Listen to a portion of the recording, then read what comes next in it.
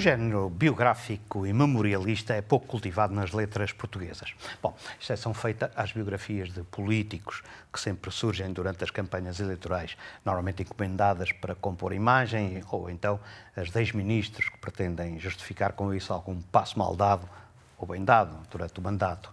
Na generalidade, estas memórias feitas assim servem apenas para exaltar egos. De resto, a maior parte das vezes, nem são história, nem literatura, nem nada. Neste deserto literário surgem, porém, às vezes marcos de todo o interesse, principalmente quando a memória transcrita pertence a alguém que viveu momentos particularmente marcantes da história. E aqui está uma dessas exceções. Em torno da China, memórias diplomáticas de João de Deus Ramos. João de Ramos é um diplomata atualmente retirado do serviço ativo que desempenhou vários cargos em vários países, principalmente a Oriente. No entanto, a China constituiria o centro dos seus interesses. Foi ele que abriu a Embaixada Portuguesa em Pequim e mais tarde esfiou o chamado Grupo de Terras no âmbito das conversações entre Portugal e a China sobre o futuro de Macau e fez parte também do governo aqui do território nos tempos do governador Carlos Melancia. João de Deus Ramos viveu, pois, um momento excepcional que foi o do ponto final do Império Colonial Português. E numa escrita leve, ainda que não ligeira, deixa-nos aqui um relato sobre um período da história sobre o qual, para além das notícias e comentários, nada foi escrito até agora, que eu saiba, com maior consistência do que o que disse a imprensa diária durante esse período. O autor encontrou-se com o maior protagonista da história contemporânea da China, Deng Xiaoping, e vale a pena ler o que dele diz.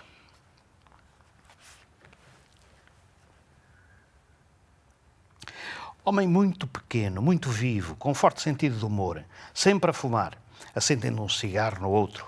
Recebeu o general Meligídio numa daquelas salas enormes do Palácio do Povo, sentando-se ao seu lado, e logo a seguir o embaixador Ressano Garcia seguiam-no de um lado e outros funcionários chineses e os portugueses numa arrumação de cadeirões em forma de ferradura, com mesas pequenas entre os assentos, onde se encontravam as inevitáveis chávenas de chá, cigarros, chonhua e o cinzeiro. Deng Xiaoping, com ar presenteiro e quase traquina, abriu a conversa. Ouvi dizer que o senhor é general. Meligídio respondeu que sim, que era efetivamente general. E logo de seguida a réplica de Deng. Pois olhe que eu sou só soldado. Os chineses todos riram muito, os portugueses menos.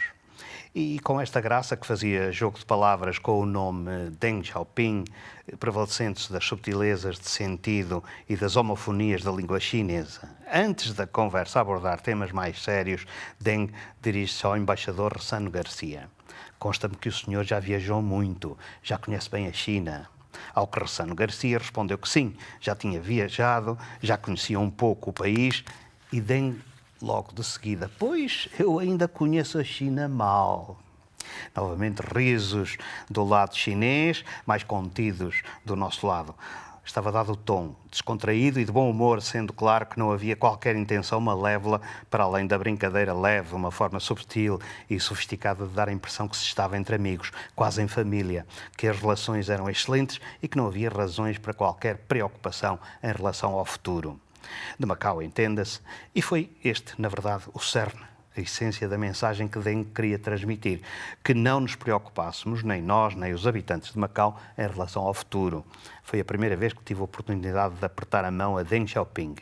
Mao terá sido um grande político que mudou os destinos da China e do mundo, mas Deng foi um estadista de exceção. Outro ponto que vale a pena salientar nesta memória diplomática é a forma como a diplomacia portuguesa encarou a questão do massacre de Tiananmen em 1989.